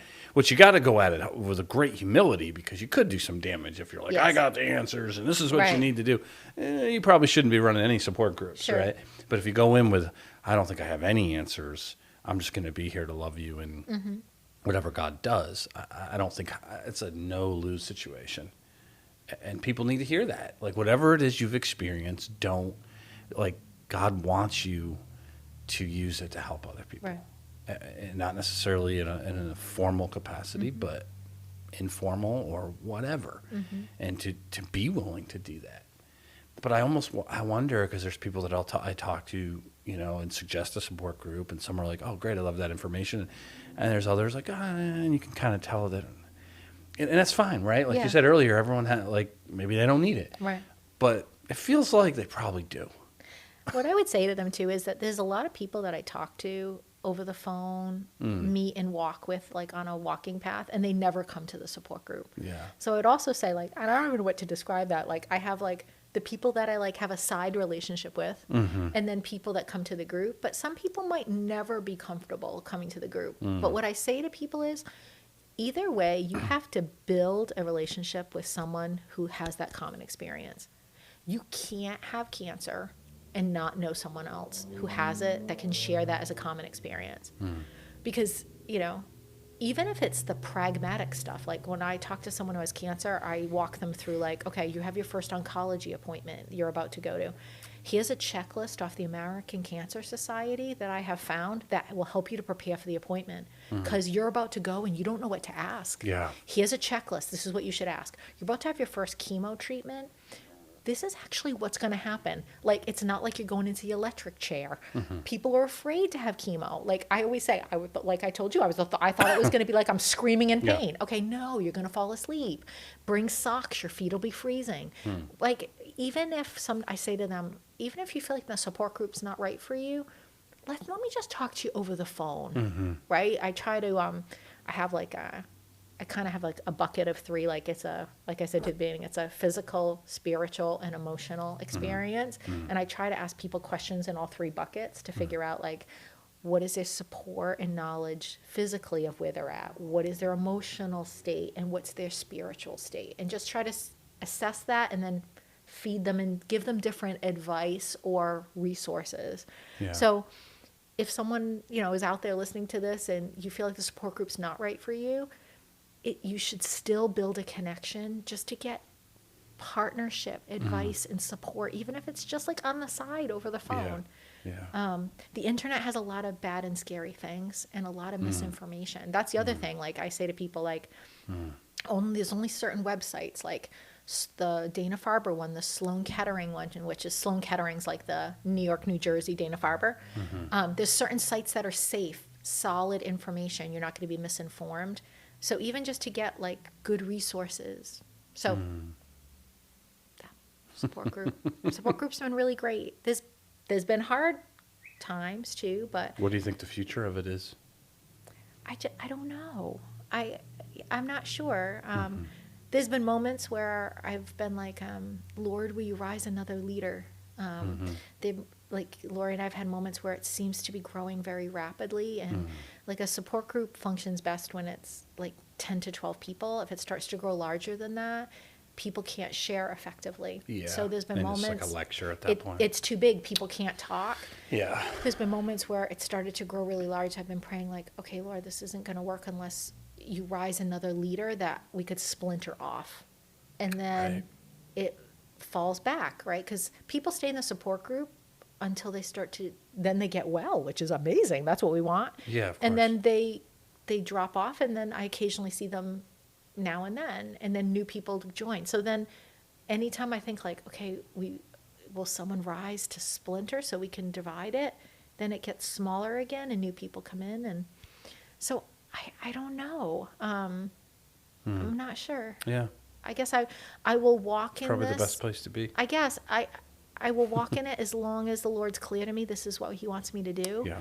I mean, there's been other ministries where like things have occurred and I knew the Lord was like, based on things have happened, that I'm like, it's not something he wants me to do anymore. Mm-hmm. And maybe that will happen with this. And then I hope he rises someone else to take it, because I feel like it's been really important. Right. But right now I'm really committed to it because I think it's helping other people. Mm-hmm. And it's definitely what he's asked me to do. Some days I find it hard, but I know he's asked me to do it. And so that's what I'm doing.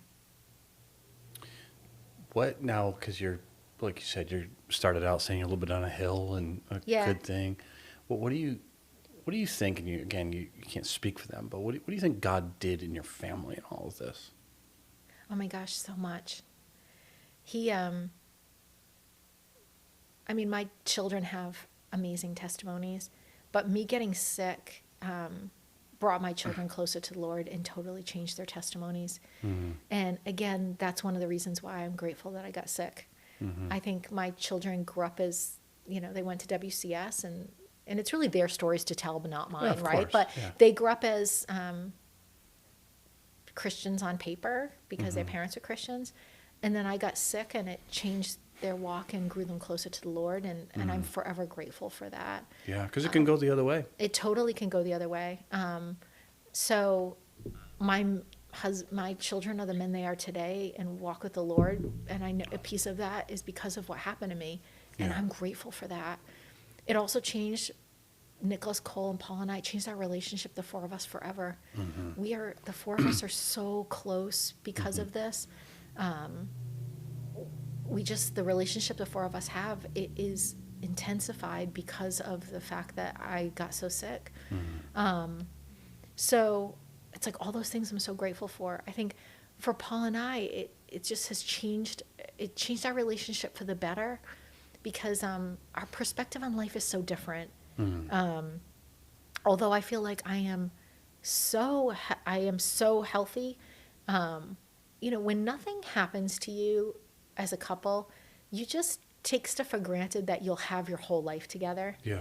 I don't want to get upset, but when things change like that, you don't assume that you always will. So you just live life a little bit differently when you don't always assume that you might just have forever. It's like things are not always taken for granted. Mm-hmm. So for Paul and I, the hills are so much higher. The celebrations are so much bigger, right? When Nicholas got into medical school, it's such an achievement for him. I remember when Cole graduated from high school, that was one of my milestones. Yeah. I remember praying when I was sick, Lord, can I just see Cole graduate from high school? And I remember when Cole graduated from high school, I said to Paul, this was one of the things, just wanted to see him graduate from high school. So, and now I look forward and think I so will see them get married. I will see my grandchildren be born. And all those things will be so much sweeter for Paul and I than they will be for other people. And it's not that other people take those for granted, but those milestones, they'll be so much more important for Paul and I. I remember when Paul and I, we renewed our wedding vows on our 20th anniversary. And, that was a really great time. We did that with Linda and Michael, and it was great. But most people never would renew their wedding vows again. And Paul and I, in a year, will be married 30 years. And I know, and I think we should renew our vows again. And people are like, probably be like, that's so weird. Like, you just renewed them at 20. But the bottom line is, like, there were days where I'm like, I don't know if I'll be married for 30 years. And now I will be. I'm so grateful for it. I'm so lucky to have Paul. And I will see things in my life now that I wasn't sure I'll get to see. And it has made my life so much better. And that's why I'm grateful I had cancer. Well, yeah, why not celebrate? I know, totally. So well, it's great. It's interesting because you told the story of when you had to still kind of cover it up. You were at a graduation. Yeah. Right? Yeah. And you're at a celebration, and it is really hard. It has to be hard in that moment to not say, I'm so happy for, the person graduating, and I'm happy. Sure. But I'm also so sad that I might not see another one, or I might not see my kids Certainly. graduate, or I might, Yes. So now you don't take that for granted. I don't. And I think we do. Like you said, well, it's not that people don't. I think we do. Right. And then it's not a sin necessarily. It's just easy to get worried about, well, what's the catering we're going to use for the graduation, or what's the next step? What's the next step? I have a daughter graduating from high school this year. It's like just celebrate that you get to be there for that. Yes. And this is a blessing.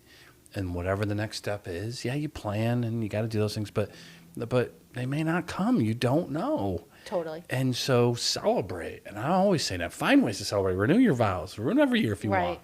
All right? People might think it's weird. Who cares? Yeah. And I'm like, I don't. And don't get me wrong. Like, for people who know me, I'm not trying to be false.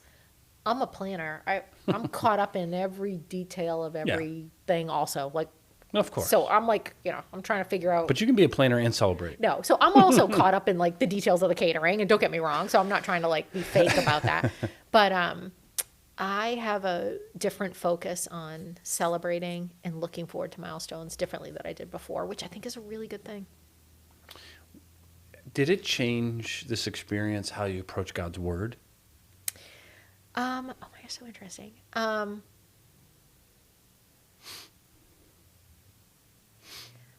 I don't know. What I would say is the level of intimacy has just changed so greatly. I don't know. Does it change the way I approach God's word? Well, I don't know if it's because I run the support group, but I'm very focused as I read the word on things around healing, right? So, I almost answered you in a very pragmatic way. Like, I read the word looking for things that are around healing and hope, and definitely strike me, and I underline those, pull those out, and record them because I need to repeat them back to others. Yeah. I'm very focused on verses that talk about being able to see God's plan for your life. I'm not being very clear about, like, there's a verse about, like, all the days of your life are written in my book long before I was born. Mm-hmm. So I'm very focused on focusing on God's truths about knowing us and having in his plan already being written. Mm-hmm. Because when you have cancer and you're afraid, it feels that God is not in control. Mm. And so I try to find verses to speak them into other people's life about God having a plan and being in control already. Mm. So while you think that whether he's going to cure you is unforeseen, life seems unstable, all the days of your life were written long before you were born. Mm. So I would say I read his word more intentional around healing.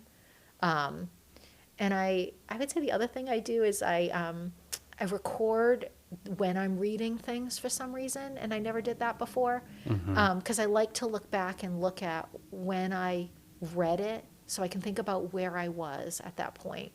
So now How do you do that? You write place, time, anything else, or no, just I just write like the month and the month and the year. So, and now I'm so grateful for that because I can just look back and be like, okay, I read that while I was in treatment. I read that during that period that I was in pain. I read that when we started the support group. So as I go back to like doing a Bible study with a woman that I work with now, and we're rereading Luke, and I was like, oh my gosh, I read Luke like right when I was having the mastectomy. So now I have everything. I'm starting to date everything, which is helping me to reflect on the period of life that I am in when I'm reading it. So I don't know why. It's just, I would say that it's new. But I guess not, I don't know. Nothing else strikes me about how I read the word differently. But it does sound like there's a sort of a different relationship, and I don't think. Oh yes. I don't think you can help not be changed, because God's word is really it's like part of the conversation with God, and it's part of the intimacy of God's communication back to you. And so as your intimacy with him grows, it's gonna be different. Not always explainable, right. but different. Just like your communication with a good friend or your husband or your wife, like grows over time because your intimacy grows or grows distant.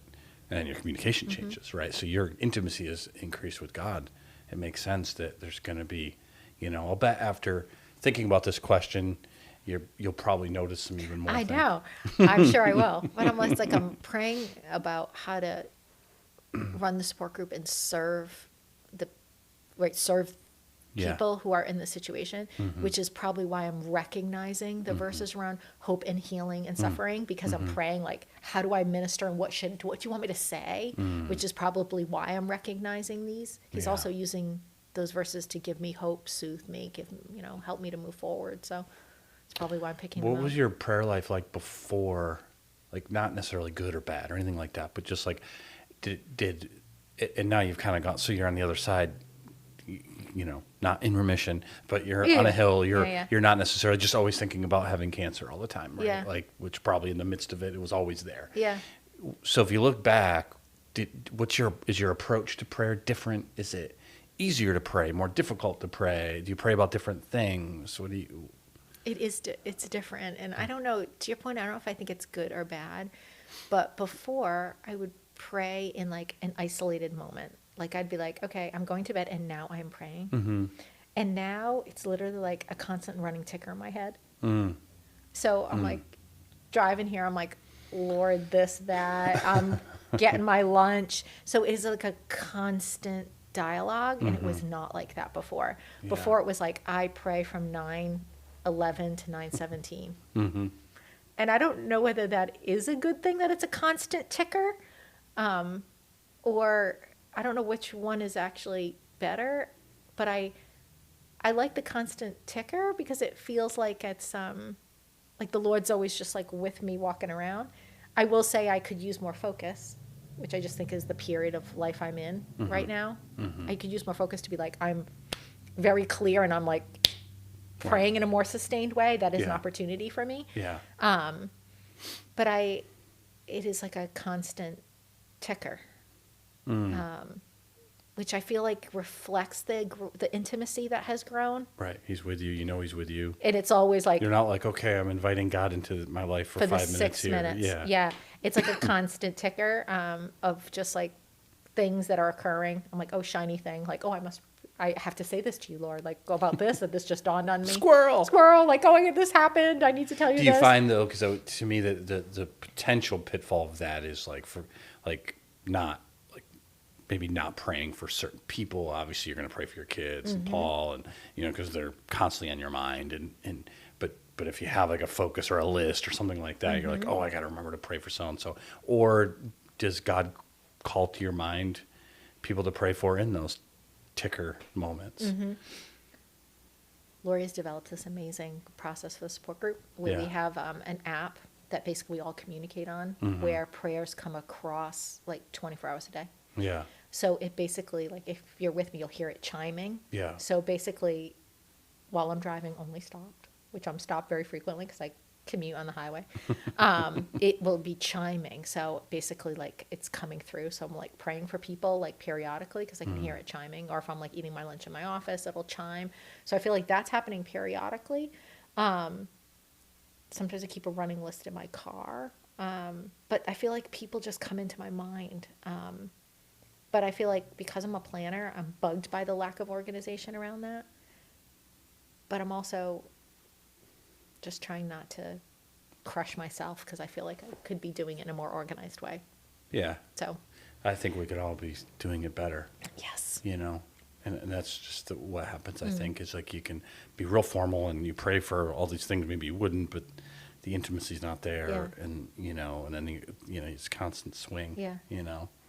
I'd say the other thing that I really love is, and I'm not trying to say like I get this opportunity every single night, but like the best nights are like just being able to like, I just read my Bible so differently now because I'm kind of like, I crawl into bed and I'm like, oh yay, like, I just can, like, because it's just different than it was before. It's almost like it's like that's my time to actually feel like I know Jesus better, and it's like I read something and I'm like, I feel like I know you more.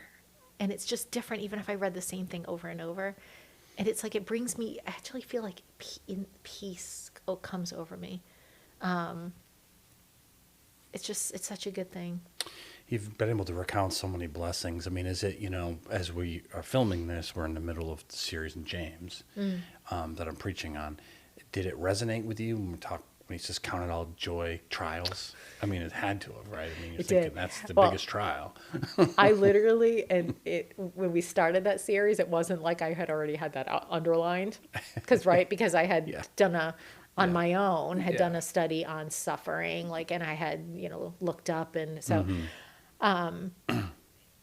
I think it's just really interesting because I have read that so many times over the last 5 years. It's a lot easier to consider suffering a blessing after the suffering is past. I'm just not trying to be funny, but like it just really is. Not at all. In retrospect, right? It's easy for me to see in retrospect the blessings that having cancer has had while it was occurring felt like a lot less of a blessing, if I'm being honest. The trial's so easy to reflect on after. It's so hard while it's occurring. I don't mean to be, again, saying something so obvious. But that is why, like James also launches into your flesh, your evil desires are really at war with you in those times. Abandon God. Your faith is stupid. It doesn't make sense. Right. Go, run to worldly things to numb the pain. Like all of that, you're very prone to that in a trial, whatever the trial is. Right. That dark place. Right.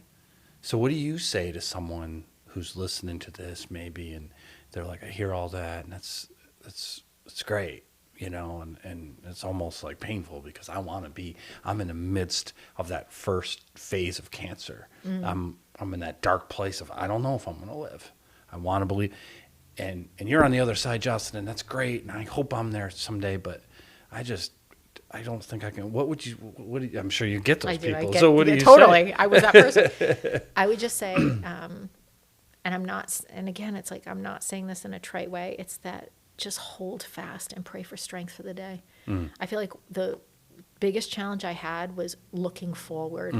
What's going to happen in a week? What's going to happen in a month? What if the treatment doesn't work in a month? Will there be another treatment? And if you could just pray for strength for the day. Pray that you can get through the treatment today, that you can tolerate it, that you can hold down enough food to have enough energy, right? With cancer, it's important that you can get enough energy to fight the cancer. You can sleep enough to fight the cancer. So it's about hold fast for the day. Can you eat enough to get enough nutrition? Can you sleep enough? Can you tolerate the treatment? Emotionally, can you remain in a positive place, right? Like we believe the Lord heals us. We're not the secular world that thinks like, oh, if I have a positive attitude, I'm going to heal myself. Like we don't believe that, but we do believe your emotional state matters as you're 100%. conquering these things. Yeah. Pray for a strong emotional state that you can remain positive, right? So I would say to them, surround yourself by believers. Don't hide. The enemy wants to isolate you. Yeah, don't right? hide from Don't hide church. from church. Don't hide. Surround yourself by believers. Be overwhelmed by prayer of others. And hold fast and focus on the day. I really like, too, what you said when we began our Yeah. conversation about counting your blessings, which is what you do Yeah, now. and I did that then Yeah. every night. And I would be like, I would have to say to myself, what are you grateful for today? So I'd be like, okay, today I'm grateful that the anti-nausea medicine worked, that I was with the kids, that I was able to eat, that I slept last night, that I was able to get my work done, right? Like, and I feel like if you actually can focus on the things that you were blessed by in the day, then you actually start to realize you actually did really well today. That's the other thing, right? When you have cancer, you're like, oh, everything's so bad, I'm not doing well. Yeah. But if you actually can focus on like, okay, no, you actually did hold down all your food. No, you did sleep the night before. No, you don't have some of the side effects that they described. Like, you're actually, okay, well, wait a minute. I actually did fare better than I thought I was going to. That feeds the positive mental health that's really important with cancer also. So, I mean, all those things are critical. Get into a support group, Yeah. right? Be with other believers that have like challenges is so important also. You know, it's you know, when you're elaborating on that point, it's like people who are going through addiction, right? Get in a support group Yes. with people who understand what you're going through and can support you when you're feeling at your lowest. Don't think beyond today. Right. Like, you have to in some things in life. Right. That's not the point. The point is win today. And it's the same mindset that you just described. It's like, if you don't, you're going to give up or be more prone to giving up because it's too overwhelming. Totally. Yeah. It's It just is, like, like, I got to it's stay just the sober for the rest same. of my life. I don't know if I'm going to have cancer for the rest of my, like, today is today. Right. Like, and it's almost interesting because it's almost like something Jesus said, right? like the worry of tomorrow is tomorrow, right? It is. Yeah. And it's not, people get that confused. It's not that you don't have concerns or hopes and dreams or things that you he's talking about worry, which is needless. We do it, but it's needless. It's not doing anything for Right. us. It's thinking about the worst case scenarios. It's thinking Yes. about what's not going to happen. And Jesus says today is today. Tomorrow will be tomorrow. Totally. And I just think this is really great advice because if you don't see the light at the end of the tunnel, you just keep your eyes on Jesus and you just let others help you and keep going. Don't turn around. I thought of one more thing. After I had cancer and finished all my treatments and was starting to get better, the other thing I did was I was really struggling to move on with the fear. Yeah. And I actually went to a Christian counselor. And I would have done that while I had cancer. That would be the other thing that Yep. when people are really struggling with fear, I recommend to them. And one of the things that I loved that she recommended to me was I kept saying to her, like, I'm really afraid. She was like, all right, well, let's break down what you're afraid of. And that became really clear to me. I'm not actually afraid to die. I'm afraid about the kids and stuff like that. And then she was like, okay, well, here's the thing. I said to her, I need to not worry. And she's like, well, no, what you'll do is, well, you only can worry for 1 hour a day. And you can only worry when you have your Bible. So you can only worry from 7 to 8 p.m. And during that time, you have to pray and you have to read your Bible. And that will be your worry time.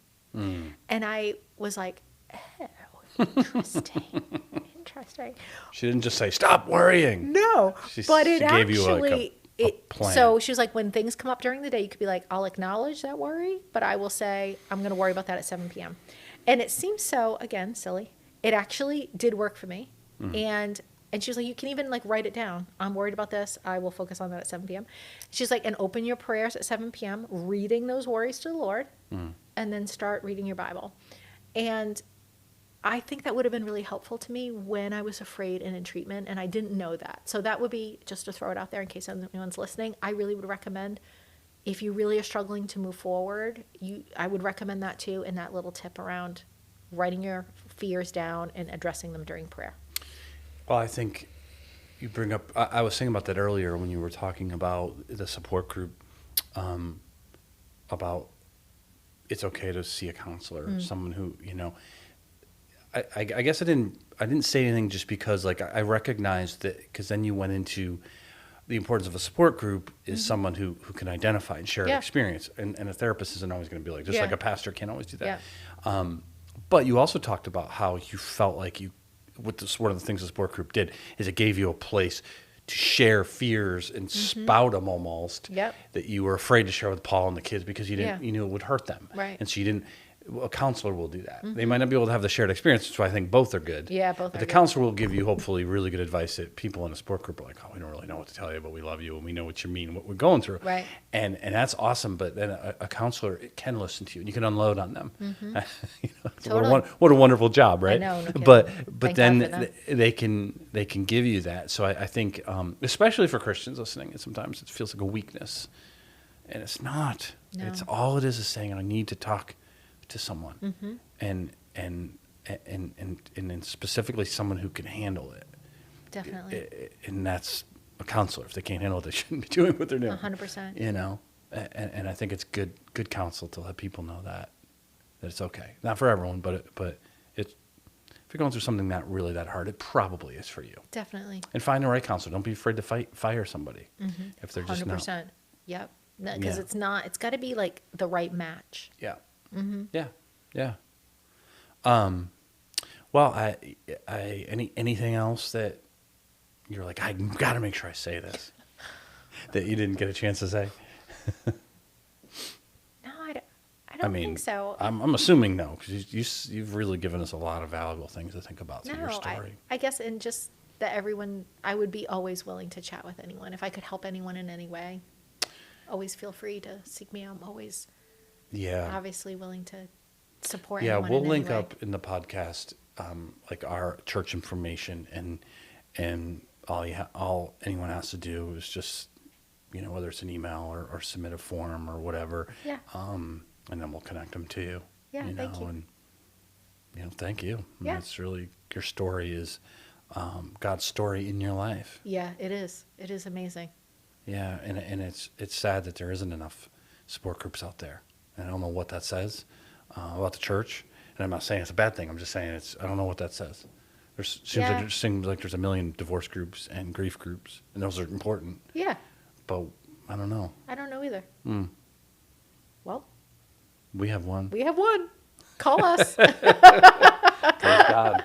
I know. Yeah, and I remember. Well, I guess I remember when when you were looking to start it, and I remember, because you are such a planner, your fears around it. Not should I do it? You were going to do it.